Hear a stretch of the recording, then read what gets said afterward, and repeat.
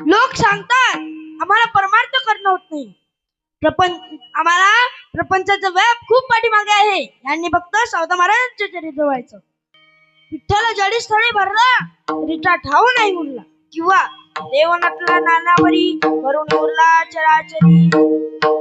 तुम्ही सांगता आम्हाला परमार्थ करणं होत नाही. कथा कीर्तन भजन ऐकणं होत नाही. सावता महाराज सांगतात प्रत्येक कार्य, प्रत्येक क्रिया, प्रत्येक काम करत असताना त्याच्यावर आपलं पूर्ण लक्ष असणं आणि तेच काम आपण चोखपणे पार पाडणं यालाच खरं परमार्थ म्हणतात. कामामध्ये काम, कामामध्ये काम, कामामध्ये काम, कामामध्ये काम, कामामध्ये काम, काही म्हणा राम राम.